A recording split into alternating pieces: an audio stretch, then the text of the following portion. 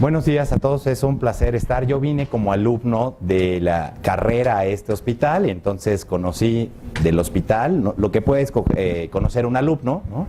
Y después a compañeros míos hicieron oftalmología y entonces uno se entera del orgullo que es una institución. Me encanta verla tan cambiada, ¿no? Esa área de enseñanza que tienen preciosa. Creo que también son importantes esas cosas porque reflejan a la institución y hablan de ella misma, ¿no? Pero lo que habla más de la institución son las personas y los pacientes que uno atiende. Entonces, esta es una sesión que si me dicen hubiera preferido hablar de cualquier tema, me invitan todas las especialidades médicas, podría decir todas, reumatología, nefrología, excepto ginecología. No sé por qué todavía esto no permea mucho en mi especialidad, cuando uno de los grandes metodólogos en el mundo, se los voy a enseñar en un rato, fue un ginecólogo, ¿no? Ya falleció, pero dejó una marca profunda para la humanidad en términos de este tema. Así es que voy a tratar de transmitir un mensaje muy sencillo en el que espero que en unos minutos ustedes hagan un ejercicio de lo que es verdaderamente la medicina basada en evidencias. Eso es algo que es muy práctico, se usa en el paciente y permite tomar mejores decisiones en los pacientes. Sí, la razón es muy simple, es que guste o no nos guste el término de medicina basada en evidencias, en realidad lo que hacemos es ciencia médica. Y eso es lo que trata esta sesión, al menos en la presentación que pretendo yo dar con ustedes. A los que nos gusta la actualización estamos de manteles largos porque se cumplen 175 años de que una institución, que fueron las Fuerzas Armadas de Estados Unidos, intentaran lograr un registro de las publicaciones biomédicas en el mundo, no solamente en su país, ¿no? Porque sabían que no tenían toda la producción literaria del mundo ellos. Así es que ese esfuerzo inició en 1836, que bueno que no lo inició México porque no existiría a la fecha, y entonces nos permite tener la Librería Nacional de Estados Unidos. Esa librería, ustedes conocen muy bien, nos permite tener a PubMed. PubMed en realidad nace del Index Medicus, y para los que estudiamos un poquito más allá, sabemos que hacer una búsqueda en Index Medicus era un terror, porque habría que ir a la biblioteca del siglo XXI, por ejemplo, y ponerse en ficheros a estar buscando un artículo de aquí que la revista había llegado y se la había llevado el jefe de servicio unos 3 meses, pues no la consultaba uno jamás, ¿no? Así es que eso es lo que nos dio la unión del Index Medicus de enfermería, de odontología y de medicina, es lo que da los inicios de PubMed, pero también nos permite tener esta base que se llama MESH. MESH es la forma de hacer búsquedas profesionales en forma metódica y encontrar artículos utilizando palabras clave. Hay un equipo profesional de personas, entre ellos antropólogos, médicos, de todo tipo, de todas las especialidades, que se dedican a ponerles las palabras clave a los artículos y entonces nos permiten localizarlos, aunque nosotros no pongamos la palabra exacta, por ejemplo, glaucoma o catarata, ¿no? También nos permite tener este registro de estudios clínicos mundial que cualquier persona que haga un estudio clínico lo puede registrar ahí. ¿Cómo sé cuando un estudio tiene muchas cuestiones que desear? Porque el protocolo no ha sido registrado. Y entonces, para que un protocolo de calibre mundial sea registrado, tiene que ser registrado aquí, tiene que registrar el número de pacientes, tiene que registrar los centros, el tamaño de muestra, en pocas palabras tiene que registrar todo, y eso nos ha permitido tratar de darle mayor transparencia a la investigación, sobre todo aquella realizada por la industria farmacéutica, que tiene que ver, claro, con tratamientos farmacológicos, ¿no? Hay otros tipos de investigación, por ejemplo, la de pruebas diagnósticas, que no necesariamente tiene que registrarse, y menos en esta porque es de estudios clínicos, ¿no? Es un estudio clínico, pero de un carácter muy distinto. Y luego nos permite encontrar otras cosas, pero entre ellas me permitió encontrar este artículo, que se los traigo porque es un artículo que va a pasar a la historia de la humanidad, dando un cambio de paradigma en sí, no solamente a nosotros como médicos, sino esto va a revolucionar la industria farmacéutica en el mundo. Entonces lo traje porque se me hizo interesante. Es la primera vez que la humanidad llega a describir un receptor, no a nivel del comportamiento bioquímico, genético, molecular, sino ahora lo conocemos a nivel atómico. El receptor de adenosina ha sido descrito por la Universidad de California a nivel atómico. ¿Se imaginan que el doctor Koga conociera a su esposa a nivel atómico? Sería maravilloso, pero eso es imposible. Nadie de ustedes conoce a su pareja a nivel atómico, pues no llega ni al 40%, ¿no? Entonces, lo que estos señores permitieron es que ahora se han sintetizado 2 fármacos utilizando ese conocimiento profundo. Y entonces tendrá una interacción determinada con una unión determinada al receptor. Es una maravilla. Ya no vamos a andar buscando en el reino animal y vegetal a ver si alguna sustancia activa nos permite un efecto, ya sea en psoriasis o en artritis reumatoide. Ahora se va a hacer así. Ya están los 2 primeros estudios registrados siendo el fármaco sintetizado a propósito de este conocimiento del receptor, pero en lo que nos llega este alcance, que llegará en algunas décadas para todos los demás receptores y tipos de fármacos, pues mientras tanto vamos a empezar con la medicina un tanto clínica. Cuando a mí me tocó rotar por hospitales, ya sea que yo no hice oftalmología evidentemente, pero podría ser el siglo XXI, el Ignacio Chávez, el Salvador Subirán, en todas partes vi que se hacía crítica de artículos médicos. ¿Y saben cómo se hace esa crítica de artículos médicos en el mundo? Todavía se hace con gran pasión. Pero además de gran pasión, se hace con brutal ignorancia. Porque nunca me enseñaron a mí a criticar un artículo médico basado en esto. Por ejemplo, se criticaba un artículo médico sobre el tamaño de muestra de los pacientes. Yo vi a grandes maestros clínicos, que yo adoro, que el tamaño de pacientes de muestra era pequeño. Nunca vi a uno de ellos hacer un cálculo de tamaño de muestra en ese momento. Entonces yo voy a decir que un artículo tiene pocos pacientes, ¿en qué me baso para decirlo? Lo puedo decir. También me puedo decir que ese artículo no es válido. Bueno, para hacer eso, igual que criticamos el diagnóstico en un paciente, podríamos hacer una crítica, y eso es lo que trata de hacer la medicina basada en evidencias, porque esto requiere hacer una maestría entre todos los métodos de cegamiento que existen, los tipos de aleatorización, si son balanceados o no balanceados. Esto lamentablemente sí requiere una maestría, y es lo que hace un editor de una revista como Ophthalmology. No lo hace él, pero él tiene un equipo de expertos metodólogos y bioestadísticos que están muy familiarizados y les permite hacer una crítica. Bueno, pues como no puedo hacer eso, lo que sí puedo hacer es un ejercicio. Y entonces a mí me gusta la teoría, pero me gusta mucho la práctica, y voy a hacer un ejercicio al final en el que los que van a hacer medicina basada en evidencias son ustedes. Yo sé que entre ustedes hay gente que tiene un conocimiento extraordinariamente profundo de este tema. Lo hago para los residentes en una aproximación que es muy básica, pero que pretende atraerlos hacia este mensaje. Solo poniendo como ejemplo, porque pudimos haber puesto cualquier otro, catarata, estrabismo, el que sea. En glaucoma, esto que son los Institutos Nacionales de Excelencia Clínica, no saben cómo me va a fascinar el día que México tenga su primera institución que sea excelencia. Excelencia en salud, en finanzas, en educación, ¿no? Sería un sueño. No sé por qué en México no pasa, pero en Inglaterra sí pasa. Entonces, bueno, estos institutos de excelencia clínica hicieron una revisión al año 2009 de la literatura en el tema de glaucoma. ¿Qué fue lo que encontraron? Se van a ir de cabeza. Pero esto pasa en todas las especialidades, entonces lo puedo poner en depresión y en endometriosis también.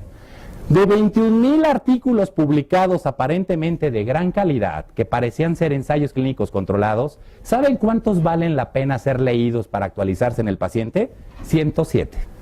Doctora, si yo tuviera que colocar 21,000 lentes intraoculares y solo 107 me quedan bien, ¿cómo bebé? Pues qué bueno que es ginecólogo, ¿no? Entonces, pues tiene toda la razón, por eso hizo gineco el doctor. Así es que esto deja entrever que la mayor cantidad de literatura en nuestros temas, en todas las especialidades médicas, es una porquería. Pues hay tantas revistas médicas en el mundo que duele decirlo, y la verdad es que todos hemos publicado, y pues a veces yo también tengo artículos que yo los leo ahora y digo, ¿cómo me atreví a publicar eso, no? Pero bueno, pues fue premaestría, ¿no? Entonces, a todos nos pasa, todos tenemos algo que repetirnos en la vida. Entonces no pasa nada, ¿de acuerdo? Aquí no es una crítica personal, es una crítica de conocimiento, y por lo tanto nadie debe ofenderse ni sentirse aludido en el mundo por estas cosas. Claro que estos 107 artículos de los autores se sienten muy orgullosos de pasar una revisión tan estricta como harían los institutos de salud. Bueno, pues ¿se acuerdan de todas las reglas que vimos, que son muchas, que con eso se hace un protocolo de investigación? 4 reglas muy básicas permiten hacer ese escrutinio de artículos y que los puede aplicar cualquier residente. La doctora, cuando sea R3, bueno, no, R4, ¿no? Porque ya va a ser la jefa, o R5 porque está en retina, ¿no? Le va a decir al R1, quiero que traigas un artículo para la sesión del próximo viernes, y se lo va a pedir así. Le va a decir, quiero que sean artículos asignados al azar, evaluados en forma ciega, con análisis de ITT y pérdidas menores al 20%, que calcule el estimado del efecto en RR o riesgo atribuible, el intervalo de confianza, el grado de incertidumbre, el valor P y la consistencia del fármaco en el mundo. ¿Cuándo nos pidieron un artículo así? Muchachos, ¿quién lleva sus artículos y selecciona sus artículos así? ¿Tú sí? Pues así hace un R1 de la Clínica Mayo de oftalmología. No sé si haya oftalmo en la Clínica Mayo, ¿eh? Sin embargo, me imagino que si lo hay, lo hace así, porque así lo hace el de medicina interna.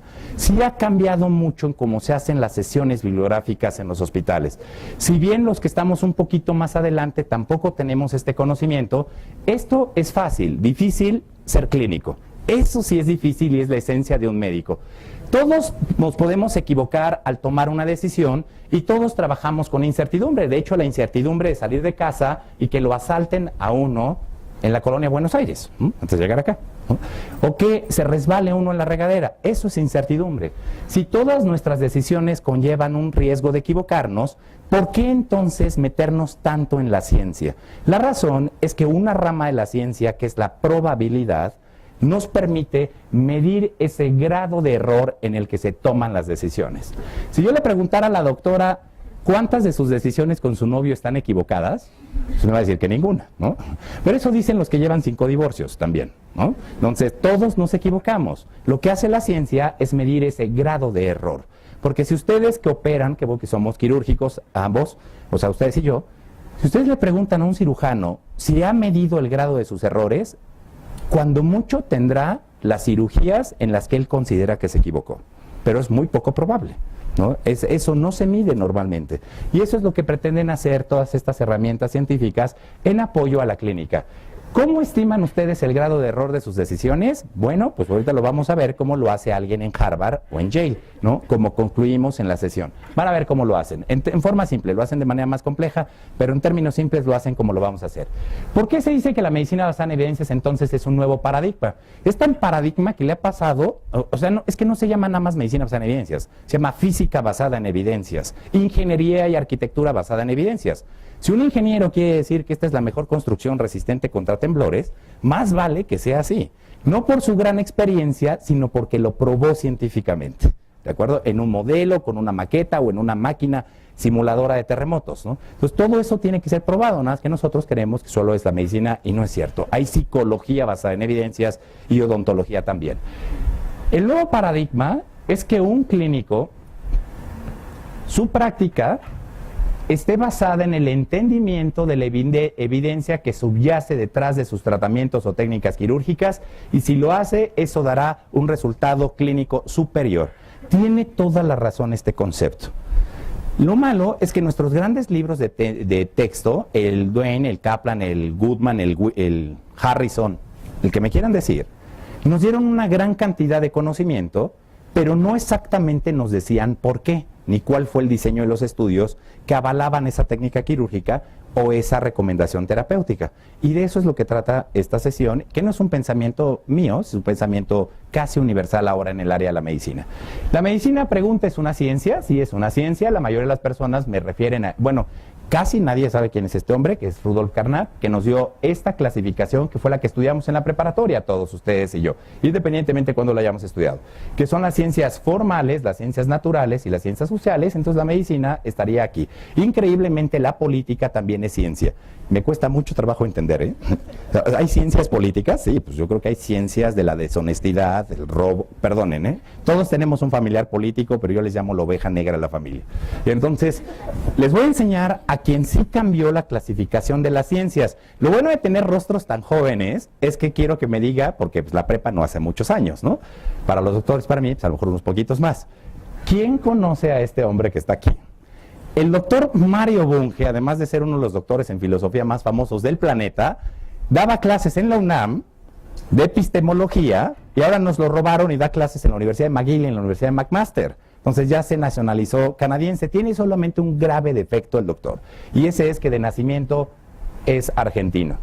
Pero bueno, ya tiene más nacionalidades, ya tiene la nacionalidad mexicana, ya tiene la nacionalidad canadiense. Yo bromeo mucho porque es un tema muy árido, como para no bromear con lo que vamos a entrar en un momento, ¿no? Pero lo que me encanta de él, que es una persona extraordinariamente sencilla, es que nos dio una clasificación nueva de ciencias. Las ciencias se dividen en dos, en ciencias factuales y en ciencias formales.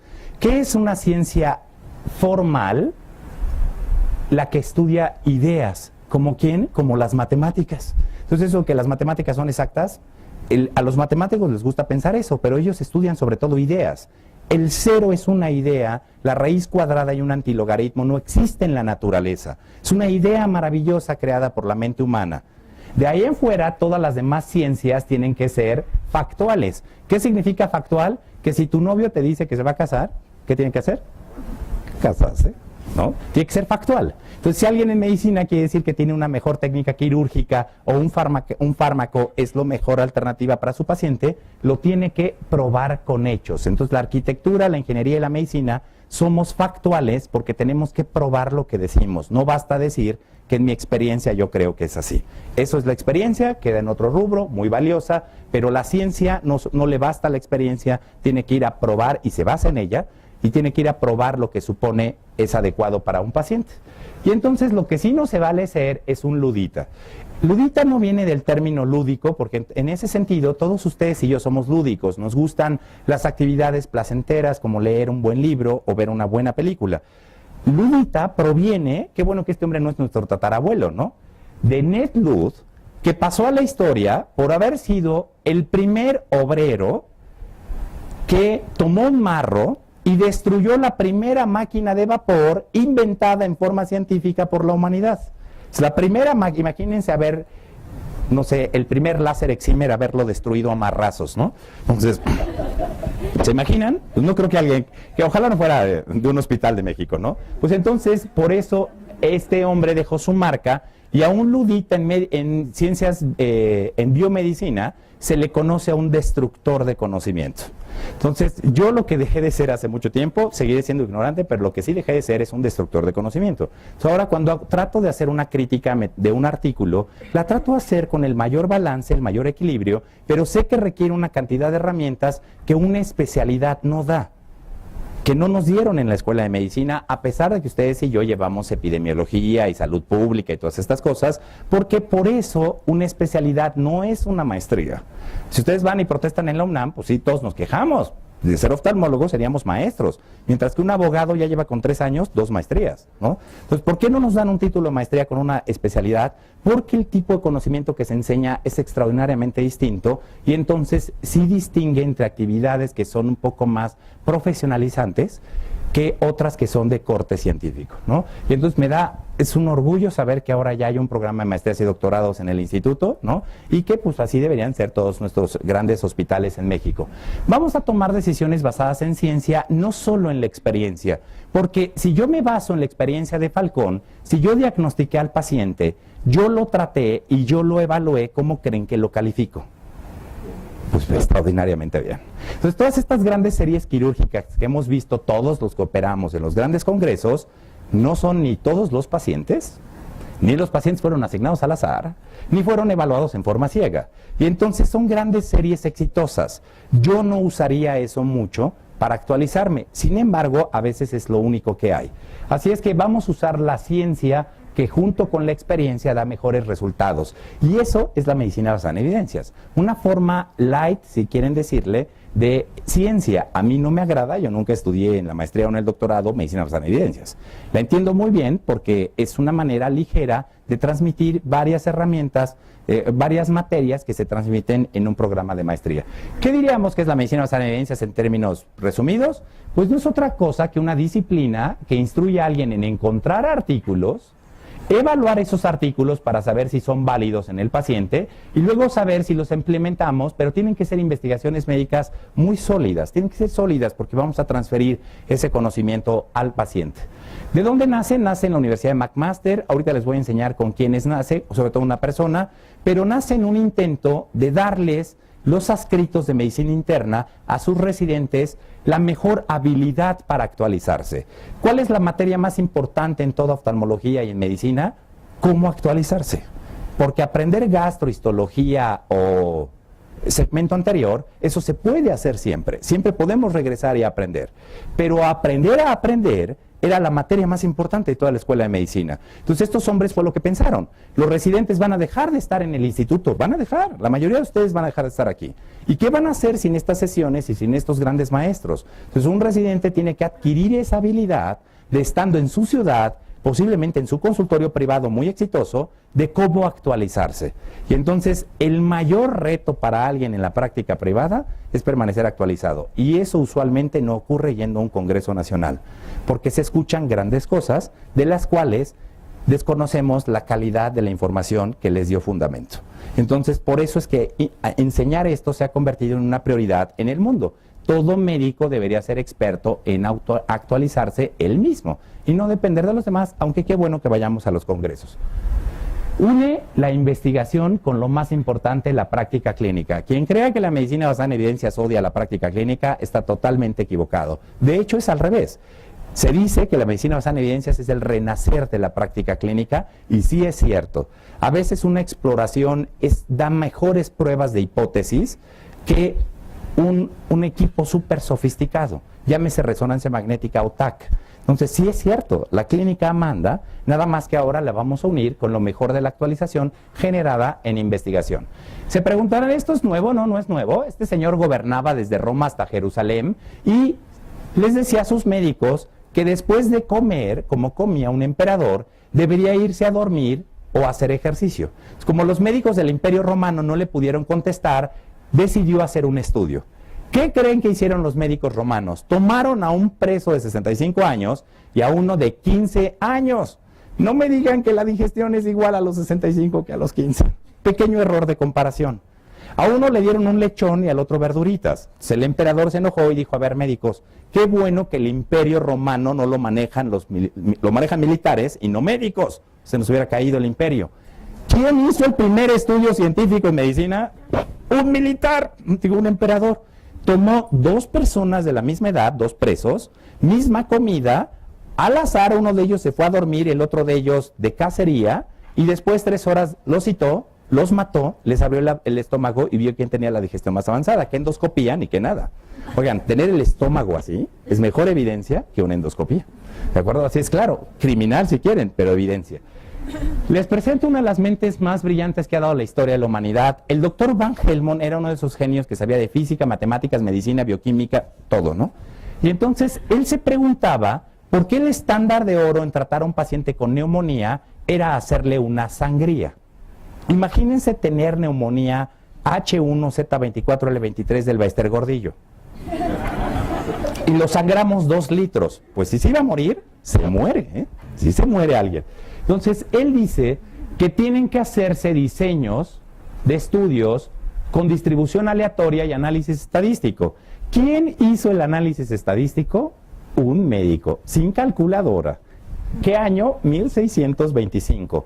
Propuso hacer el estudio en 600 mendigos de la calle. ¿Ven cómo la medicina siempre ha sido elitista? ¿Por qué no lo hizo en 600 políticos? 200 del PAN, del PRI, del PRD. Doctor, ¿a quiénes sangraba? A todos, ¿ok? Voy a evitarle la vergüenza de decir algo y quedar mal, ¿no? A todos, ¿ok? Así es que, ¿quieren saber? No sabemos si el estudio se hizo realidad o no, esperamos que no, ¿no? Pero vean lo que sucedió. 1625, 1850, cuarto de milenio de la mejor medicina universal. ¿Y qué creen que seguíamos haciendo los médicos en pacientes con neumonías? Sangrías, claro que sí. ¿Para qué cambiar algo si es lo que aprendimos? Entonces, este hombre introduce el análisis estadístico formal para evaluar tratamientos médicos, de lo cual yo voy a tratar de hacer un resumen extremadamente simplista, pero en general se hace así. Demostró que la sangría no tenía valor. Vamos a ver por qué. Tomó pacientes con neumonía y los asignó al azar. Y los pacientes con neumonía que cayeron al azar en sangría, muere el 44%. Los pacientes que no les hace nada, contradiciendo todo lo que la medicina universal de su tiempo decía, ya se imaginan que este hombre fue tildado de loco y de ignorante, muere el 25%. Doctor, tu suegra tiene neumonía. Me dice, no soy neumólogo. No importa, no necesita hacerlo. ¿Ya vieron? Hizo medicina basada en evidencias. Dice, va a sangría, ¿ok? No es lo mismo una probabilidad de morirse casi una de 2 que una de cada 4. Si esto fuera oncología, dermatología, urología, yo no necesito ser ginecólogo para entender eso. Lo que se necesita hacer es ser científico, y entonces un oncólogo puede interpretar evidencia de oftalmo y un oftalmólogo de derma y de gineco y de todas las especialidades. Entonces eso se llama ciencia. $1 millón es $1 millón aquí en China y en Argentina. 100 pacientes ciegos son 100 pacientes ciegos, no son 25. Entonces yo he escuchado a veces, doctor, es que la medicina no es precisa. No, pues no es precisa, tampoco la ingeniería, ¿no? Solo Dios es preciso. Ni la física tampoco, ya ven lo que pasó con las centrales nucleares, ¿no? Tampoco es precisa. Son grados distintos de precisión, pero no por eso vamos a decir que no es ciencia. Y sí son matemáticas, nada más que a los médicos no nos han gustado tradicionalmente esas matemáticas. Y ahora un médico sobre todo un residente, debe saber matemáticas en serio, de verdad hacerlas a mano, como también opera con toda habilidad con las manos. Llegaron estos dos hombres, ya estamos muy cercanos, estamos en el siglo pasado, y estos hombres publican el primer artículo que asocia el cáncer pulmonar con el tabaquismo, año 1947. ¿Cuánto le tomó a Estados Unidos ponerle a sus cajetillas fumar causa cáncer? 1963. Y a México, 1992. Como que la actualización se nos desfasa un poquito en América Latina. Este es el ginecólogo que les decía yo. Todo el mundo sabe quién es Archie Cochrane, nada más que no sabe que el señor era ginecólogo. Entonces, cuando algún nefrólogo se burla de los ginecólogos, pues le sacó a Archie Cochrane, ¿no? Entonces, miren nada más la genialidad. ¿De dónde deriva la primera base de datos? Porque él decía que un médico no sabía buscar artículos. Muchachos, y aunque a ustedes les fascine la computadora, les aseguro que tampoco saben hacer una búsqueda profesional. Eso se aprende con un curso de informática médica, que por cierto ningún programa de maestría y doctorado da en México. Es una materia que sí se da en mi hospital. ¿Por qué? Porque les enseñamos una habilidad a los médicos de cómo encontrar todos los artículos, pero además cómo descargarlos sin importar si tienen la biblioteca o no. Entonces el conocimiento mundial no debería tener acceso a $20, porque a lo mejor ustedes sí los tienen, pero a lo mejor alguien en Honduras o en África no los tiene. Entonces les enseñamos a cómo hackear todas las revistas médicas del mundo. Claro que eso, no van a decir que lo dije, no me van a invitar. Me van a invitar a dar un curso de informática, pero no van a decir que yo dije eso. La razón es muy simple. El conocimiento no debería tener esa clase de restricciones. Este hombre dice que un médico debe aprender a buscar artículos. Muchachos, levanten la mano de los residentes, ¿qué es Embase? Embase. ¿Una mano? Embase es la biblioteca más grande del mundo después de PubMed. Y si han hecho las búsquedas de sus artículos sin buscar en Embase, temo decirles que si fuera un antro, buscaron en la mitad del antro y no en todo el antro para buscar a su pareja. Pequeño error, ¿sale? Entonces, nadie consulta Embase, no puede ser. ¿De acuerdo? Entonces, después veremos una sesión en que veamos estas cosas. Embase es una de las bases mundiales que hay que buscar junto con PubMed. Y entonces, este hombre dijo, hay que buscar los artículos. Pero de nada sirve que los tenga, porque necesita criticarlos para saber cuáles quita, porque no por estar publicados son válidos, y se queda con ellos. Así es que, después de este gran genio, porque él no vivió para ver realidad el grupo de colaboración Cochrane, porque se funda en 1992-93. Les presento al médico más famoso de los últimos 1000 años de historia. Muchachos, otra pregunta. Levanten la mano quien conoce al señor que está en la fotografía. Todos sus libros, dice mi papá, todos sus libros, las Biblias de oftalmología, todas se van a cambiar. ¿Cuál es la Biblia de oftalmo? Otra, digan. Digan una. Bueno, todos sus libros van a cambiar con este hombre. La razón es muy simple. Internista de la Universidad de Chicago, tenía un grave defecto genético. Era matemático.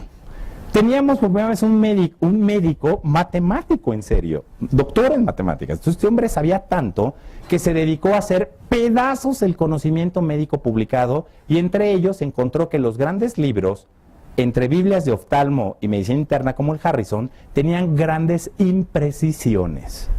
¿Qué es lo mejor? Sí, no estoy diciendo que hay que quemar los libros, ¿eh? O sea, estoy diciendo que hay que aprender eso, pero superado ese conocimiento se tiene que llegar a un nivel tal que ya leer un libro es prácticamente, pues bueno, es para recordar, pero ya no es necesario. Así es que el doctor Alban R. Feinstein hizo eso. Todo lo que ustedes conocen en modelos de predicción clínica de la mayor precisión en oftalmología, oncología y medicina interna, se le debe a este hombre. Sus modelos matemáticos multivariados, a los residentes anoten por favor, quiero que busquen artículos en oftalmología sobre modelos multivariados.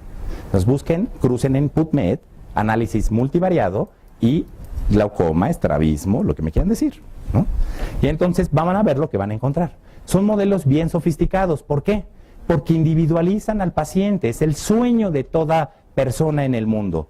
Con la edad del paciente, con su grado de miopía, con los antecedentes familiares, ¿qué probabilidad hay de que desarrolle glaucoma y que ese glaucoma progrese a ceguera? Ahora vamos a poner los datos del paciente y entonces nos va a dar un pronóstico de ese paciente, no del resumen del libro. ¿no? Y entonces el paciente nos va a decir, oye, doctor, yo no soy el resumen del libro, ese es el promedio de miles de pacientes, deme mi promedio. Va a ser la mejor medicina, nos alcanzará, nada más hacen falta los estudios, en unos años ustedes van a estar en su consultorio y la doctora calculará la probabilidad de progresión de un paciente a ceguera basado en un análisis multivariado cuyos fundamentos provienen de este señor.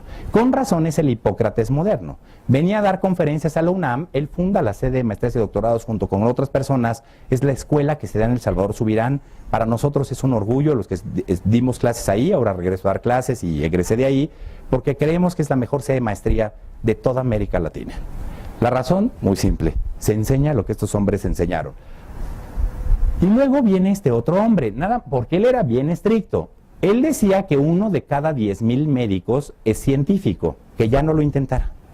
Si él se entera que yo enseño lo que voy a enseñar en una sesión general, resucita, me golpea y se vuelve a morir. ¿De acuerdo? Entonces, él decía, si alguien quiere ser científico, si alguien quiere irse a su consulta exitosa, qué bueno que tenga consulta exitosa, no estoy en contra de eso, yo tengo una de ellas, en el Ángeles del Pedregal, que se vaya. ¿Quiere hacer ciencia? Que se meta 4 años, 2 años de maestría, 4 de doctorado y veremos si hace ciencia. Era bien estricto, idealista como el Hipócrates, ¿no? Como imagino que era Hipócrates. Llega el realista. El realista le llamo yo al doctor Sackett, tan genio como el doctor Feinstein, y él es el que se le atribuye ser, junto con otras personas, el papá de la medicina basada en evidencias, de enseñarle a sus residentes lo que vamos a ver. El doctor dice que un médico debe ser experto en buscar información, pero sobre todo en analizarla. Y entonces dice que un experto encuentra información. Él no le gustan los expertos, Él no se dice experto. De hecho, publicó un artículo en el British Medical Journal del 2009, búsquenlo, en octubre, noviembre, en el que llama a los expertos, dice, ¿hay expertos en el mundo? En oftalmo, gineco, cardio, ¿hay expertos? Pues renuncien. Así llama, Su artículo dice, ¿usted es experto? Pues renuncie, porque le hace tanto daño a la ciencia médica que usted juró proteger con su pronunciamiento de experto, porque esa es medicina basada en el experto. Entonces yo utilizaré esa técnica quirúrgica o ese tratamiento farmacológico porque el experto lo dijo. Yo no le estoy faltando el respeto a los expertos de mi país. Solamente estoy diciendo que un experto moderno usa un lenguaje muy distinto y un japonés que venga aquí le va a decir, doctora, ahí está toda la evidencia. Me tomó 6 años preparar, 6 meses, bueno, años muchos, ser lo que es, ¿no? Y 6 meses preparar la conferencia. Ahí dice la evidencia, usted decida lo que usted quiera. Ay, a mí me encanta ese lenguaje. El experto, ¿saben quién es? El que está sentado. Para Sackett, el experto son todos y cada uno de ustedes, porque sus pacientes van a irlos a ver, porque ¿quién es el experto? Ustedes. Y van a venir a este hospital porque es el hospital experto en oftalmología. 2 pasos para... Se acabó la teoría, vamos a la práctica. 2 pasos para hacer medicina basada en evidencias y voy a probar que si esto se hace en una sesión, lo que no podríamos hacer en un curso. Primer paso, evalúen la calidad del artículo. No vayan a irse a ver los números sin ver la calidad. Si alguien les da un billete de 1,000 pesos, ¿qué tienen que hacer? Verlo, ¿no? El doctor saca hasta su plumón, ¿no? Le hace así, como en el banco, ¿ok? Listo. Eso es lo que hay que hacer. No creer que es de 1,000 pesos, eso se hace hasta que se sabe que es un buen artículo, ¿no? Y ya después de vista la calidad, vamos a ver la eficacia y la seguridad, y para eso pondré un ejemplo del cual habré sustraído todos los nombres para no vaya a sonar una cuestión agresiva, porque es en su especialidad y eso lo debería hacer un oftalmólogo, no un ginecólogo. Sin embargo, sí sé cómo se hace y me invitan al desarrollo de muchas guías de práctica clínica de distintas especialidades. Primer paso, evaluar el nivel de evidencia. En realidad es evaluar la metodología, pero se empieza con el nivel de evidencia. Ustedes usen la clasificación que ustedes quieran. Al último voy a poner mi mail. Si me quieren mandar un mail, les voy a mandar un artículo de una colega mía española que resume todas las clasificaciones de nivel de evidencia en el mundo, en español. Está sensacional, ¿no? Entonces ese artículo viene en todas las clasificaciones. La de Estados Unidos es una copia de la canadiense. Le llama nivel de evidencia 1 a un estudio clínico controlado aleatorio. Luego viene el no aleatorio, luego viene el estudio de cortes, el casos y controles. Y vean en el nivel 3 de ciencia, de clasificación de evidencia, vienen los estudios descriptivos, reportes de casos, comités de expertos, opiniones de autoridades y experiencia clínica. Ya nos fregaron, porque como nivel de ciencia, la experiencia clínica tiene el peor nivel, pero es que no hay problema. O sea, una cosa es la experiencia, que sí es indispensable para operar, y otra cosa es la ciencia. Juntas dan muy buenos resultados. Así es que cuando da uno ahora una conferencia en un congreso mundial, Le mandan pedir la presentación unos meses antes y le dicen, doctor, claro que vamos a revisar el nivel de evidencia de todas y cada una de sus diapositivas. Pero también esperamos que nuestros metodólogos no encuentren artículos que a usted se le hayan ido y que tengan graves defectos metodológicos y no puedan ser presentados. Entonces ya se imaginan que sí es cierto. A cualquier médico presentar en un foro así le da uno diarrea 3 meses antes. Porque hay que presentar, todas las diapos tienen que estar elegidas a la perfección, con la mejor actualización. Igual error resulta, uno de mis alumnos acaba de ir al Summit de Diabetes en Cancún, endocrinólogo, internista, alumno de segundo año de maestría, y se encontró con una de las grandes figuras mexicanas, a la cual yo adoro, de la diabetes, y le dijo, doctor, ¿tiene usted la última revisión con mayor validez interna, con los mayores criterios de restricción de literatura sobre la morbilidad y mortalidad de pacientes en cirugía bariátrica, 25 años de seguimiento? Y el doctor, el gran experto mexicano, no llevaba el artículo. Ese artículo era fundamental para toda la charla que le estaba dando. Entonces, como resulta un poco penoso meter información que no es de calidad, imagínense que el doctor se para y dice, oye, doctor, pues usted dirá lo que sea, pero usted nos está poniendo artículos que son de dudosa calidad. También es malo no llevarlo mejor, porque para eso se supone que se seleccionó a ese ponente, ¿no? Porque podría ser una buena revisión. 4 características, 4 reglas y vienen 4 más. ¿Se acuerdan? Que son las que usa el R1 de Medicina Interna o de Oftalmo de Mayo. Vamos a hacerlas. ¿Qué es un ensayo clínico controlado? Toma pacientes que reúnen ciertos criterios. Con el glaucoma, por ejemplo. Esos pacientes tienen que ser asignados al azar, al fármaco experimental y al comparador. Se llama ensayo clínico controlado porque es comparado contra estándar de oro y contra placebo. Doctora, ¿contra quién comparó a su novio actual? Para decidir que era el siguiente. No voy a decir Brad Pitt, por favor. ¿Saben contra cuál? Contra el mejor que hayan tenido. Entonces, si yo preguntara quién es el estándar de oro en glaucoma o técnica, es que quiero que dejen de pensar en glaucoma, puede ser diabetes, hipertensión, psoriasis, ¿no? Médicos del mismo país y de distinto país van a contestar diferente. ¿Por qué? Porque su interpretación de la evidencia mundial es diferente, pero la evidencia es una, entonces o hay empate o no hay, pero algún pronunciamiento debe hacer. Y es lo que hacen las guías mundiales de práctica clínica usualmente. Y entonces ese tratamiento debe ser asignado al azar. ¿Por qué al azar? ¿Dónde están los pacientes que podrían progresar en glaucoma a la ceguera? En ambos grupos. ¿Y dónde están los pacientes que se les olvidan ponerse las gotas? En ambos grupos. ¿Y dónde están los pacientes que tienen una mutación tan novel o una modificación epigenética que logra que progresen más a ceguera? En ambos grupos, doctor, aunque no haya sido descrito por la ciencia.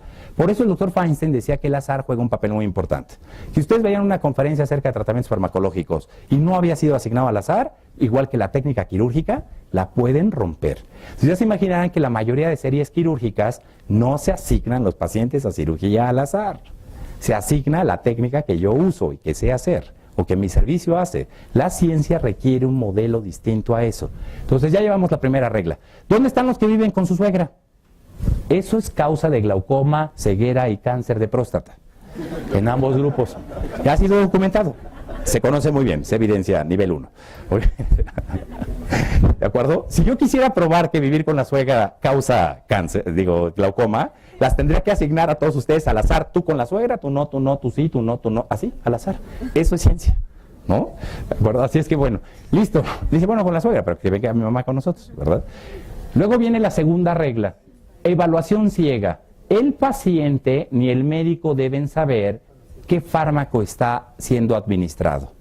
¿Cómo se hace eso? Es el equivalente a lanzar un dado, cae el número 4 y decir, doctor, ¿qué fármaco cayó a mi mamá? ¿Quién sabe? Es el 4. Un año después lo ven y revisan la campimetría, 2 años, 3 años. Doctor, ¿cómo está mi mamá? Sensacional, no ha progresado. ¿Y qué le está dando? ¿Quién sabe? Si eso hace un médico en el consultorio privado, temo decirles que el paciente cambia de médico en el instante. ¿De acuerdo? Esto se hace por ciencia. Uno no debe saberlo. Hay artículos súper interesantes, hay uno de ellos, que me fascina, no lo voy a presentar, en el que midió en pacientes con glaucoma flujo retrovulvar, presión intraocular, lo cual era obvio medir, pero también midió progresión de la enfermedad. Y lo hace por triplicado, en forma ciega. Entonces, hacer las tonometrías, las campimetrías por triplicado, no es fácil de hacer, es un diseño científico. Fue diseñado para evitar errores y medirlos, porque si yo hago una campimetría del mismo paciente y en 1 hora se la hago de nuevo, ¿cómo debe salir? Se supone que igual, ¿no? Y la tonometría también, pues si no cambió el estado del paciente, ¿no? Así es que no se esperaría que cambiara la campimetría en una determinación a la otra. Esas mediciones y ese grado de precisión se mide con coeficientes que incluso las revistas es muy raro que pongan, ¿no? Así es que ya llevamos la segunda regla, evaluación en forma ciega. Ya no hay eso de doble ciego y triple ciego. ¿Cuántos ciegos debe tener un artículo? Cuantos más se puedan. Si el que hace las campimetrías está ciego, perfecto. Si el que analiza la base de datos está ciego, también. Debe haber cuantos ciegos sean necesarios en un estudio. De ideal, el paciente y el médico. Ahora viene la regla que hace pedazos la mayoría de los artículos, que es el ITT, que es un análisis de intención de tratar. Es aquel artículo que analiza a todos los pacientes asignados al azar, hayan o no recibido el fármaco. O sea que si yo le mandé unas gotas a la doctora y no las usó, me vale sorbete, se lo cargo como falla. Ya no nos dejamos de los estudios, sobre todo en la industria, que nos donen la píldora. Para evitar esas cosas, si ese fármaco en cuestión de la industria, puede ser de la industria o de la UNAM, o sea, no hay diferencia, hacemos las mismas reglas. Recibió un fármaco, yo se lo asigné y la doctora no lo usó, se lo cargo como falla al laboratorio. Ese es un análisis estricto. Si yo quisiera ver sus expedientes clínicos y hacer un análisis muy estricto, ¿cuántos expedientes tendría yo que revisar? Porque si les digo tráigame 10 expedientes, ¿cuáles van a traer? Los 10 mejores, claro. Eso no es ciencia. ¿Cómo se hace un análisis estricto? Le voy a revisar a la doctora todos los expedientes de todos los pacientes que ella operó. Uy, eso sí parece la Contraloría, ¿no? Eso sí parece de Hacienda, estricto. ¿Ok? ¿Qué es un análisis estricto? Análisis de ITT. ¿Qué nos dan normalmente los artículos? No es ITT. Si ustedes y yo somos dueños de un hospital, ¿cómo se llama este hospital? Está en la Roma. ¿Es Roma o Condesa? ¿El Mérida? ¿No? No sé, es una clínica, ¿no? Bueno, ustedes son dueños de ese hospital, del Hospital Ángeles del Pedregal. ¿Cuántas facturas quieren ver? Todas y cada una. Entonces, ¿por qué los estudios publicados no hacen lo mismo? ¿Me puedo soltar poniendo artículos del New England y Lancet? No dije de sus revistas de oftalmo, pues va a decir, oiga, usted vino aquí a golpear gente, ¿no? No, si quieren ponemos del New England y Lancet y van a ver que no pasan la regla de tener un análisis de ITT. Yo tronaría un artículo en la revista del ISSSTE, por eso no soy editor del ISSSTE, ¿no? Pues no iba a publicarse nada, desierto, ¿no? Entonces, análisis de ITT, ¿tienen que tener qué? Todos los pacientes.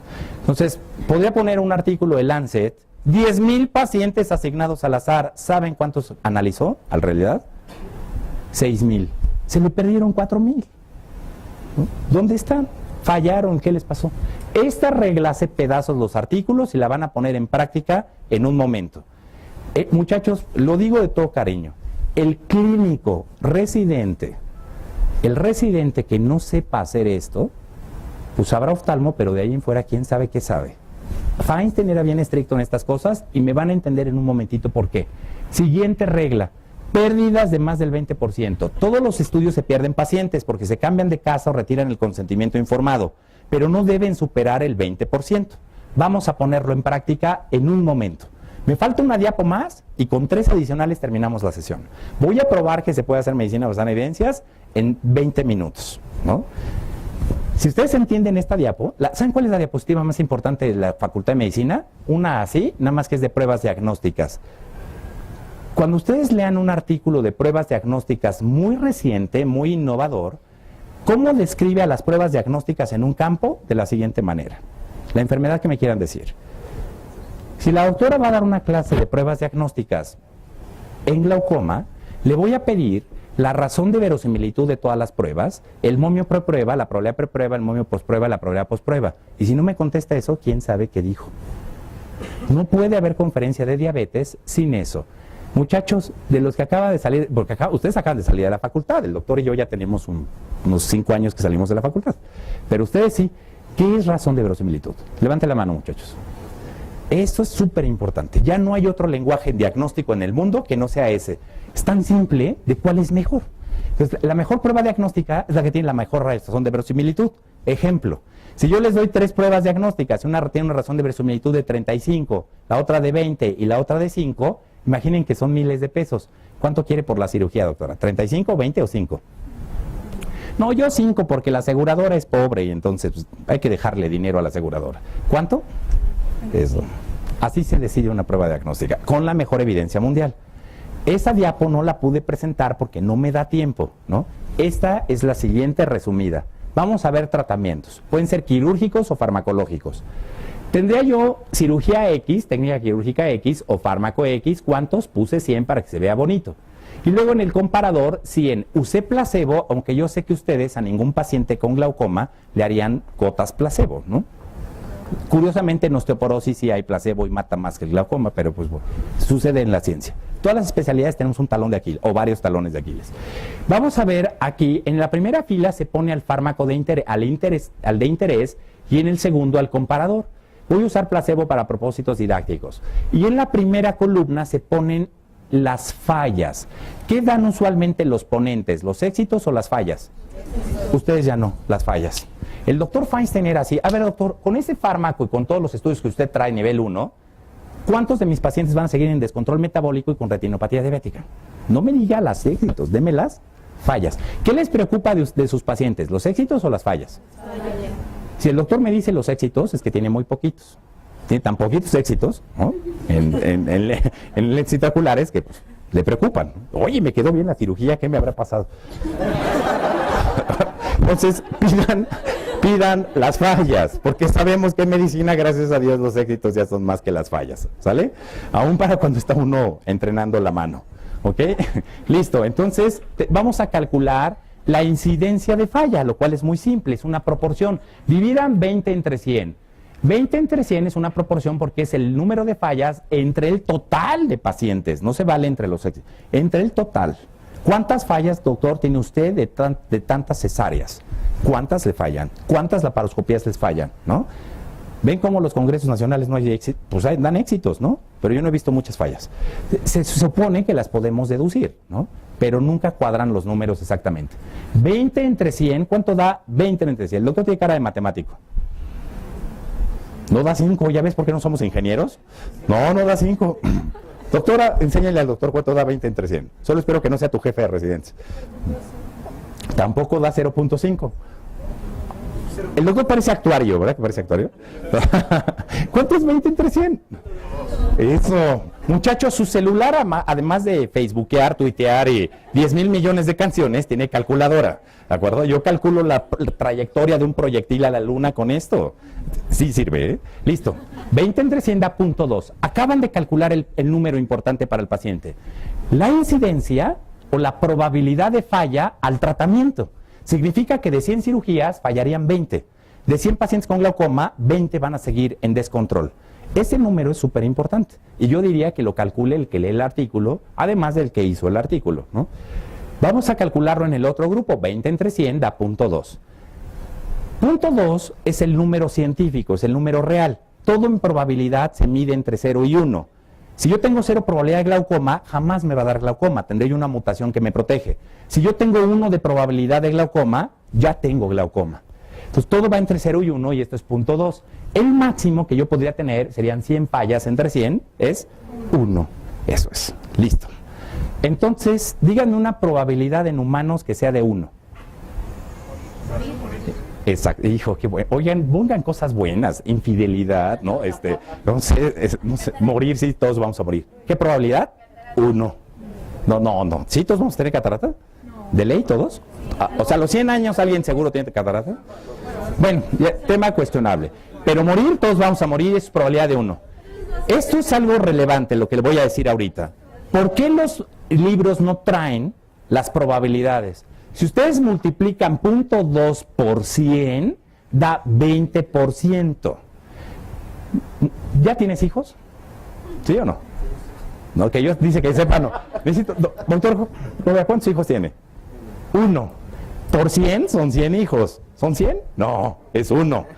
No existe el porcentaje, no existe. Nuestros libros nos engañan, no existe. ¿Les gustaría que les multiplicaran la beca de residente por 100? Sí. Listo, háganla solito. Pues claro, ¿y el número de parejas sexuales por 100? A ver, doctor, ¿cuántos llevas? 34%, pues es un número enorme. No existe, les queda claro que el porcentaje no existe. Sin embargo, ¿por qué las revistas traen porcentajes? Para evitar el conflicto cerebral y las crisis convulsivas que le da un médico al ver proporciones. No puede ser. El número real es 0.2. Ya que tenemos esos dos números, vamos a preguntarnos qué tanto es tantito. Y eso se hace con divisiones o con restas, vamos a hacerlo. 0.2 entre 0.2, ¿cuánto da? 1. ¿Qué significa un fármaco que tiene un riesgo relativo de 1? Que el riesgo de falla de un fármaco relativo al comparador es igual. Y eso para fines prácticos se llama efecto nulo. ¿Cómo saben que un fármaco o pareja es una nulidad, o sea, una porquería? Porque tiene RR de 1 contra placebo. Todas las especialidades, incluyendo oftalmo, tienen fármacos que tienen RR de 1 contra placebo. Dios quiera que sus mamás y la mía nunca los reciban. Sin embargo, les voy a poner un ejemplo de mi especialidad para no hacerlo en oftalmología. Sí los conozco en su área, pero sonaría un poco agresivo. 15% de las mujeres mexicanas con riesgo de fractura de cadera, que mata tanto como el cáncer de mama, o sea, con osteoporosis, usa un fármaco, 15% de todas, usa un fármaco que es peor que placebo. ¿Se imaginan que yo fuera peor que el policía operando cesárea? No puede ser. O sea, no puede ser que la medicina universal admita fármacos peores que placebo. Existen, ¿eh? Ahora sí quieren ver la lista, ¿verdad? De fármacos. Afuera me van a decir, doctor, suelte la lista. No se vaya sin la lista de fármacos de RR contra placebo. Ahora, si aquí fuera estándar de oro en glaucoma, en nuestro ejemplo, pues entonces igualó al estándar de oro. Entonces, si ya son igualmente eficaces, yo me preguntaría qué tan seguros son.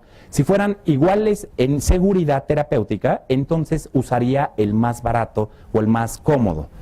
Ya que hicimos eso, voy a cambiar los números. 10 más 90 da 100. 10 entre 100 da 0.1, sí. ¿Qué significa? Que es la probabilidad o incidencia de falla. ¿Se acuerdan que decía yo el grado de error? La probabilidad de falla, y le dicen al paciente, señora, de 100 pacientes con glaucoma, si estos números son reales, 10%, o sea, 1 de cada 10 pacientes, a pesar de su gran médico, que soy yo, y su gran tratamiento que le acabo de dar, no el que me da más becas al Congreso, va a progresar. ¿Cuál le darían a su mamá? El mejor, el que tenga menos fallas. Así es. El más eficaz, ¿no? Es que mi mamá está el más barato. Quiero verlo, Quiero verlo, muchachos. Así es que un fármaco que está a la izquierda de 1 entre 0.2 da 0.5. ¿Qué significa un fármaco con RR de 0.5? Que disminuyó el riesgo. Solo Dios, o en que ustedes crean, lleva el riesgo a 0 de glaucoma, catarata, cáncer, leucemia, lo que quieran. El mejor fármaco en el mundo técnica quirúrgica es aquella que, revisando su literatura de calidad, no las porquerías, ¿no? Solo su literatura de calidad en el mundo, en todas las bases de datos, es el que esté más cercano a 0. Si esto es cáncer, y si es cáncer, estos 3 fármacos que puse ahí, es en oncología. El día que un oncólogo, Dios no quiera, vea a un familiar, yo les juro que ese día les va a gustar la medicina basada en evidencias. Y muy en lo interior van a decir, Dios quiera que el oncólogo, además de toda su experiencia clínica que tiene, que es descomunal, sepa medicina basada en evidencias, porque se habrá actualizado usando lo mejor de la evidencia, no a los congresos que lo llevó la industria. Qué bueno que nos lleven, pero pues no me baso nada más en eso, ¿no? Y haga ese análisis y concluya cuál es el mejor tratamiento con la mejor probabilidad y además calcule el pronóstico para mi hermana o mi mamá. Está sensacional. Mi hermana de 38 años murió dejando 3 hijos vivos. Cuando yo hice este análisis en oncología, resulta que mi hermana recibió un fármaco que no está ahí. Qué bueno que no soy abogado. Yo jamás pensaría en demandar a un médico porque estoy convencido que un médico no hace daño a propósito. Sí les quiero decir que un abogado que encuentra esto sí lo hace. Entonces, ¿por qué los abogados quieren aprender medicina basada en evidencias? Porque es una gran manera de casar si alguien hizo lo mejor o no.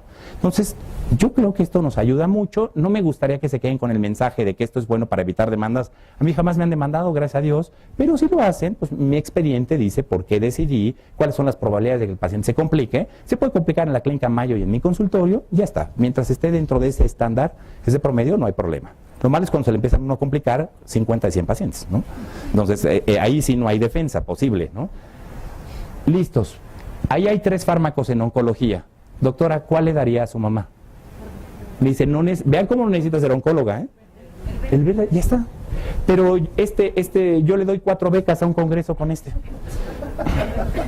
Va a decir, doctor, sálgase del consultorio. El verde.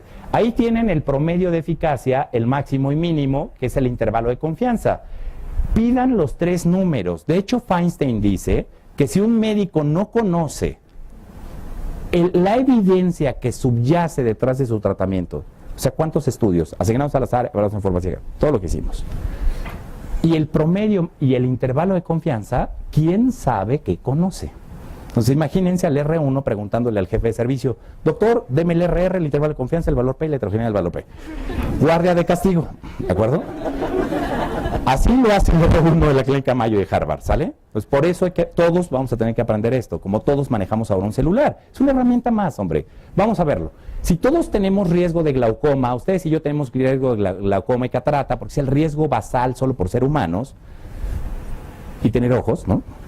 Entonces, 1 menos 0.5, si me van a decir, es que es humano, pero ya no tiene ojos. Está bien. Está bien. Bueno, 1 menos 0.5, ese riesgo tiene que disminuir. Ser eficaz es disminuir el riesgo de eso.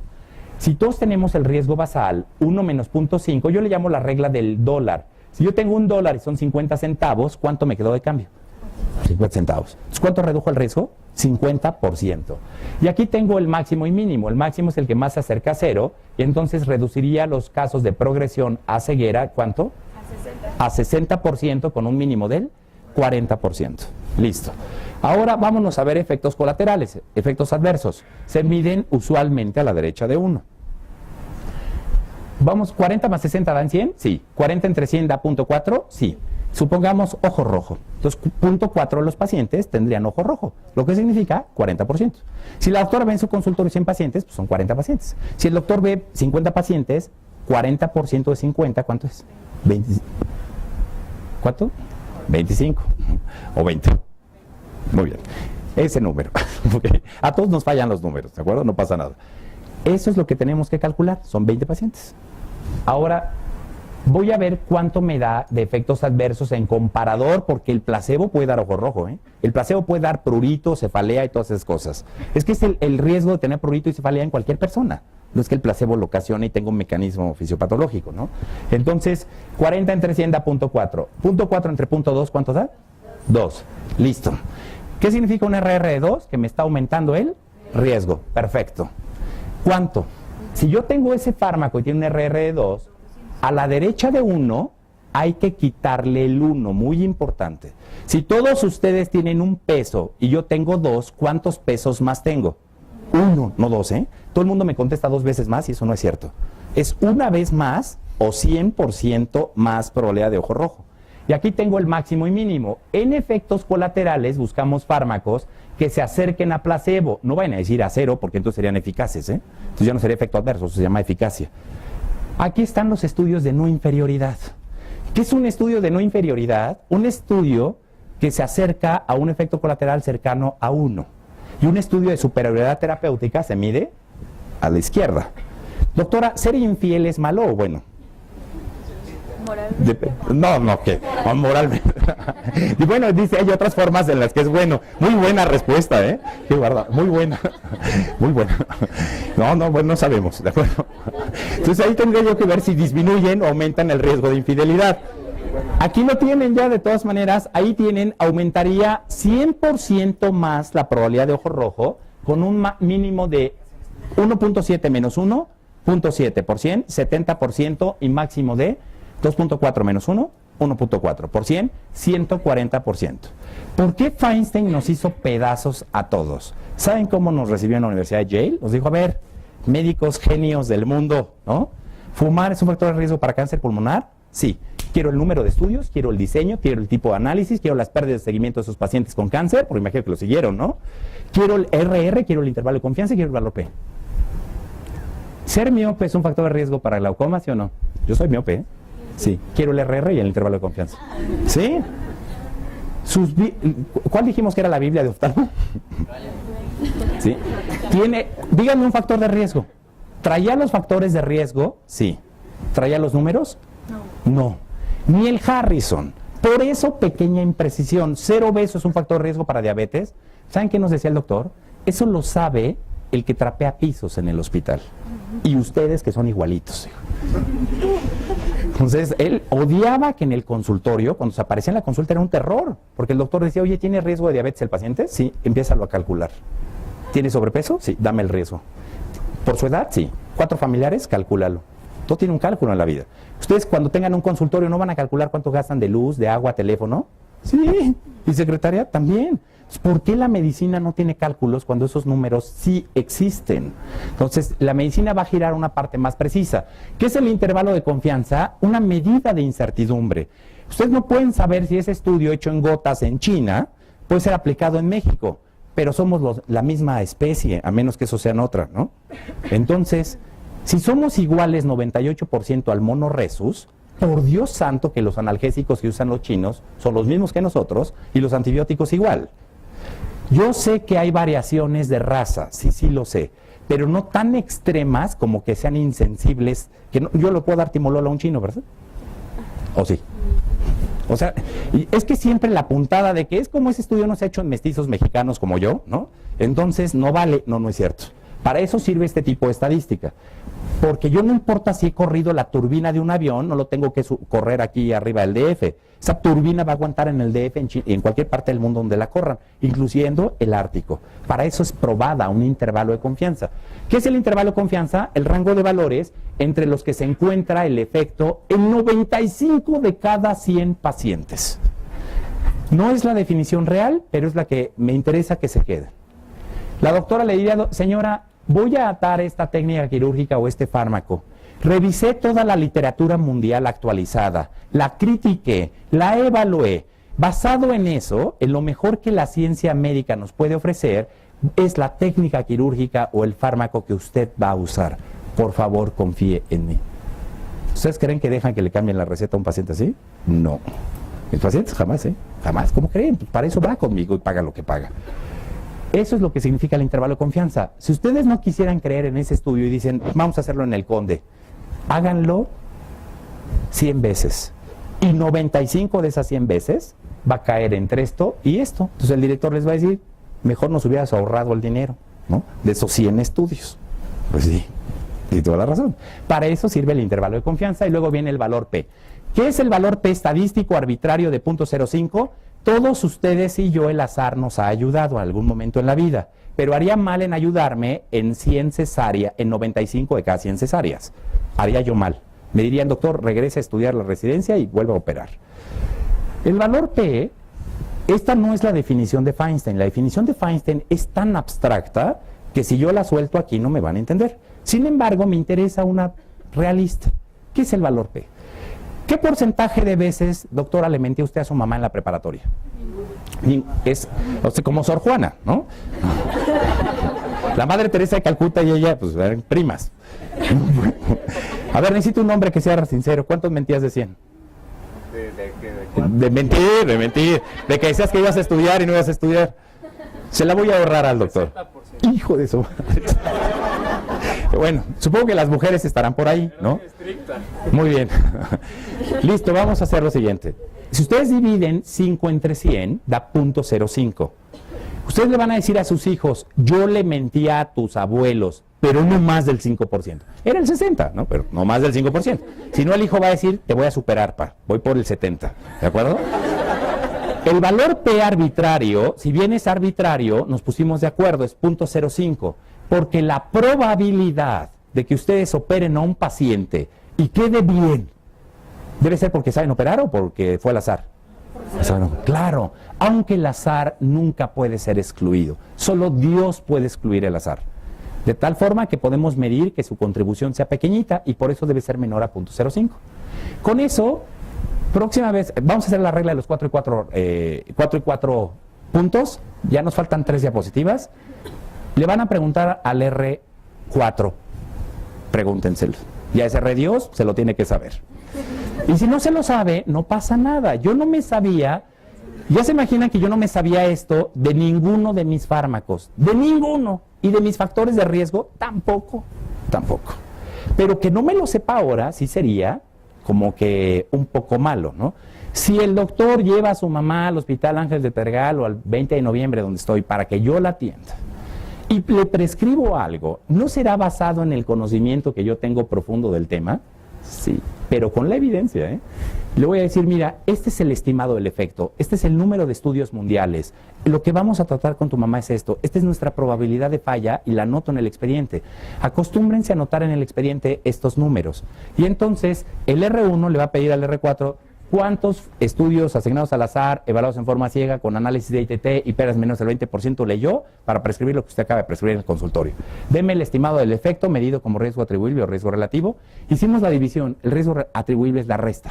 Bien simple, pero necesito una hora más, así es que no lo vamos a ver. El intervalo de confianza al 95%, valor P, y la consistencia del fármaco en metaanálisis se mide como heterogeneidad. Es un número que se busca hacia lo más cercano a 1. Si un oftalmólogo es bueno operando aquí, ¿cómo será en Tuxtla Gutiérrez? ¿Y en Tijuana? Es que no se ha hecho ese estudio. No puede ser. O sea, tiene que ser consistentemente bueno un fármaco aquí y en otros países. Y entonces, o técnica quirúrgica, ¿no? Aquí tienen el fármaco. Esto es real, ¿eh? Con esto terminamos. Esto que van a ver es real. Por respeto a su especialidad, porque la está dando un no oftalmólogo. Cuando lo hago en gineco, yo le pongo el nombre, ¿eh? Sí le pongo ahí los fármacos, porque todos mis especialistas deberían saber eso. Todos mis colegas, ¿no? La letra no tiene nada que ver con el ingrediente activo del fármaco. Esto es en glaucoma. ¿Cuántos no tiene que ver, la letra fue asignada al azar, ¿eh? Entonces no tiene nada que ver. A. ¿Cuántos estudios clínicos controlados nivel de evidencia 1 en el mundo parecían tener?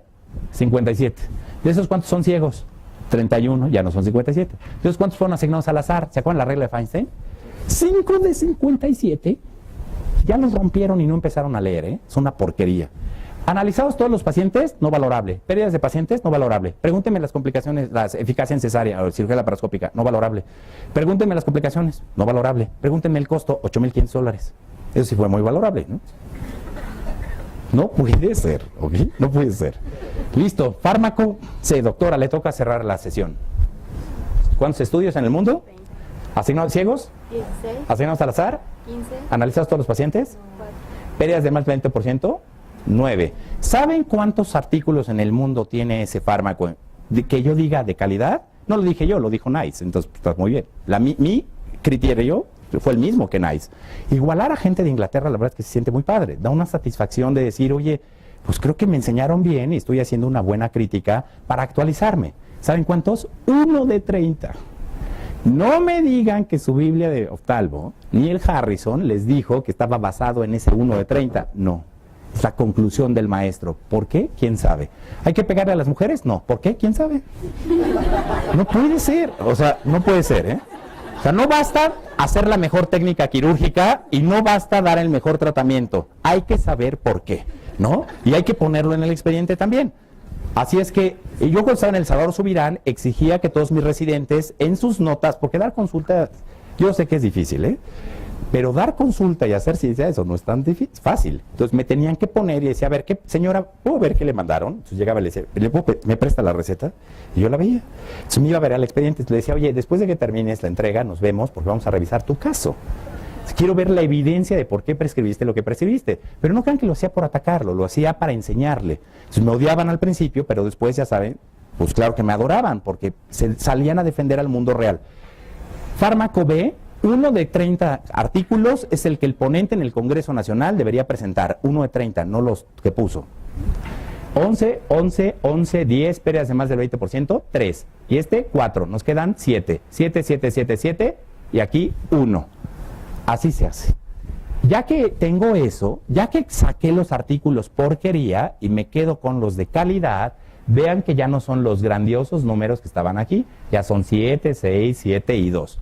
Ahí tienen los pacientes y aquí tienen el RR, el intervalo de confianza. Esto se calcula con fórmulas. Se le enseña a un residente cómo calcular cuántos pacientes con estrabismo debe operar o con lente intraocular debe operar. Eso se calcula con fórmulas y son fórmulas matemáticas, entonces son constantes en el mundo. Eso no lo puedo enseñar, es motivo de un curso corto. Aquí tienen el RR. No importa si esto es diabetes, hipertensión, glaucoma. ¿Qué fármacos, esta es la mejor evidencia mundial, le darían a su mamá? Está aquí el efecto promedio. ¿Quién gana? ¿Es una reducción de qué porcentaje? 49%. ¿Quién gana como mejor máximo? El B otra vez. En eficacia, pregunten los tres, pero sobre todo pónganle atención al mínimo. ¿Qué nos dan los laboratorios? El máximo. ¿Qué nos dan los ponentes? El promedio. ¿Qué da Falcón y esa bola de desgraciados? El mínimo. Y los demás. Si mi sobrina como mínimo en el colegio alemán tiene 9.8 de calificación, ¿es buena o mala estudiante? Extraordinaria, doctor. ¿Su mínimo es 9.8? Extraordinaria. Listo. Reprobado el fármaco A, reprobado el fármaco D. Si se enteraran que yo le doy eso a su mamá, creo que se podrían disgustar un poquito. Pero ¿para qué saber esos números si puedo seguir haciendo lo mismo que he hecho siempre? O sea, no saberlos. Y aquí está este y este. ¿Cuál de los dos le doy? No es lo mismo una reducción, una probabilidad de reducir el riesgo de progresión a ceguera del 31% que del 13%. Les van a pagar por una cirugía 31,000 o 13,000 pesos. ¿Cuánto quieren? Si esta es su mamá, ahí hay una respuesta y en medicina basan evidencias, ¿cuál den? El que ustedes quieran. ¿Quiere recetarle este doctor? Solo espero que sea su suegra, ¿no? Pues no va a ser su mamá. Si lo quiere hacer, adelante. Dios quiera que sea su suegra. Ahí tienen el valor P. Vean cómo si los tres números están a la izquierda de uno, el valor P siempre va a ser menor de 0.05. El fumar, todos sus tres números están a la derecha de 1. El valor P va a ser menor de 0.05 porque siempre hace daño. Mismo que el tabaco a veces disminuye el riesgo de cárcel pulmonar, pero a veces lo aumenta. No, siempre lo aumenta. ¿De acuerdo? Con un mínimo, promedio y máximo. Y entonces aquí tienen la consistencia vista como metaanálisis y entonces el mejor sería el que esté más cercano a 1. ¿Quién gana? 0.94. Sería el fármaco más consistente. No sabemos si bueno o malo igual que un residente. Hay residentes consistentemente buenos y consistentemente malos. ¿El RR dice que es un residente bueno o malo? Uno es placebo. Malísimo. El intervalo de confianza dice que es bueno o malo. Malísimo. Miente 97 de 100 veces. Mándenlo a la correccional, ¿no? Se va para político, ¿no? Listo. Pésimo. Y entonces pues, ya gana el siguiente. Vamos a ver efectos colaterales. Aquí tienen las Ns, aquí tienen las Rs, ya son solo nivel de evidencia 1. ¿Quién es el fármaco que tiene menos efectos colaterales visto como promedio? Ahí yo veo bien que se me crucen a la izquierda de 1. Lo veo con buenos ojos. ¿Cuál? O, claro, podría representar una reducción de ojo rojo del 8%, este del 4% y este un aumento del 22, 63. Visto como mejor efecto, ¿quién es el que gana? O, sí. Y visto como peor efecto, ¿quién es el mejor? Ya cambió. P. Ya terminamos la conferencia. ¿Qué se tiene que hacer con esto? ¿Quieren un consejo, amigos? Esto es a los residentes, los doctores ya no, ellos hacen esto. Un consejo, en eficacia, yo veo los tres números y selecciono las técnicas quirúrgicas y los fármacos que, analizando toda su evidencia válida, uso el mínimo. El mínimo habla y es muy contundente. El máximo, en efectos colaterales, uso el máximo. Si esta técnica con efectos colaterales tiene como máximo 13% de complicaciones, esta tiene 26%, de hecho es el doble, 167% y 102%. Todas las técnicas pueden fallar. Entonces, con esto terminamos. Quería enseñarles una imagen que he hecho con algunos de sus colegios. Ya terminamos. Es una imagen en la que ¿qué puede hacer un residente con estos? Si ven, esta presentación tiene datos de oftalmo, de cardio, de todas las enfermedades, pero déjenme enseñarles una última diapositiva porque creo que va a ser útil. Esta es la forma en que un R1 decide si prescribe un fármaco o no en la clínica Mayo. Hace lo que acabamos de hacer, empieza a hacer cálculos y hace eso. ¿Cómo sé que un fármaco o una persona está siendo mejor estudiante que otro? Muy simple, porque aplico ciencia, las matemáticas.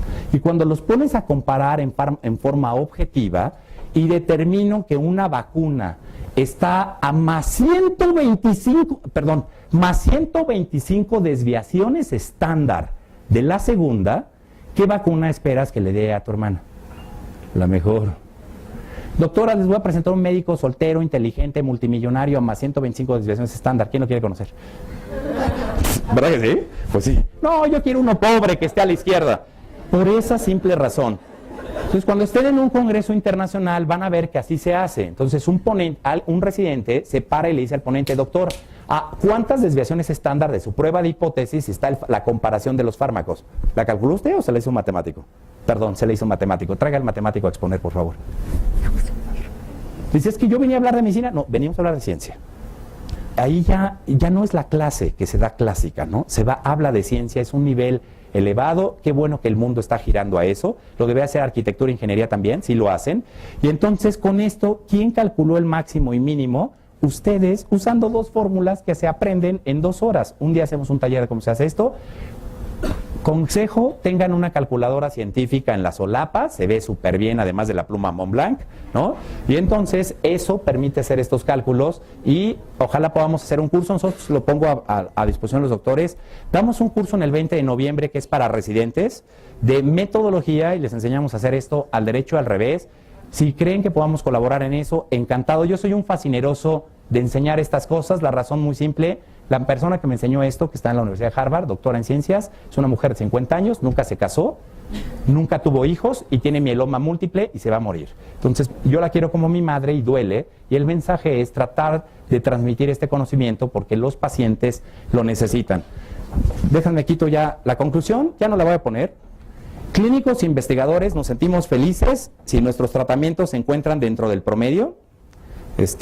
Como desfasé las diapositivas que tenía yo bloqueadas, la voy a tener que poner a mano. Es esta. Nos sentimos felices si nuestros tratamientos están dentro del promedio. Los pacientes van con nosotros al consultorio privado porque creen que somos mejores que el promedio y nuestros fármacos y técnicas quirúrgicas también. Sean críticos con los artículos publicados y con los ponentes, también se vale. Esto es ciencia, no es crítica personal de si Falcón es una buena o mala persona, es crítica científica y eso nadie debe ofenderse. Un artículo puede dar verdad, pero también una gama de errores. Al ser presurosos, lo que se pone en riesgo es al paciente, por lo tanto, sano escepticismo y sentido común es lo que manda en ciencia. Y a la apariencia de la mente hay 4 clases, ustedes tienen 4 clases de amigos, o fármacos o técnicas quirúrgicas. Si una técnica quirúrgica parece ser buena y la es, qué bueno que la usen. Entonces, hay amigos que son buenos amigos y parecen serlo. Ustedes tienen un amigo así, cuídenlo el resto de su vida, porque son pocos en la vida que uno alcanza a tener así. Hay fármacos que son buenos y parecen serlo, qué bueno que se usen, sin importar la marca comercial. A nosotros, en ciencia, eso es irrelevante e absurdo, un laboratorio. ¿Cuántas becas le dan? Absurdo. ¿Cómo le ayudamos? Absurdo. La ciencia no anda con estas cosas. La política sí, pues ahí depende, pues vemos cuál metemos al cuadro básico, ¿no? Si no es un buen fármaco y no parece serlo, no me preocupa porque seguro no se usa. Si es un buen fármaco, técnica quirúrgica y no parece serlo, debería ser utilizada y a lo mejor esa es una técnica quirúrgica desarrollada aquí, que ya nada más falta un poco más de evidencia para que parezca que sí lo, o sea, que sí lo es y dé más evidencia y ya está. Entonces nos actualizamos todo en el mundo con algo desarrollado aquí en el instituto, o bien no son buenos fármacos o técnicas quirúrgicas y sí parece serlo. Esto es motivo de una demanda legal. Es tarea de un médico sabio, sea residente, sea adscrito, no importa, decidir correctamente en cada uno de sus casos. Muchas gracias por su atención y agradezco al instituto su amable invitación para estar con ustedes.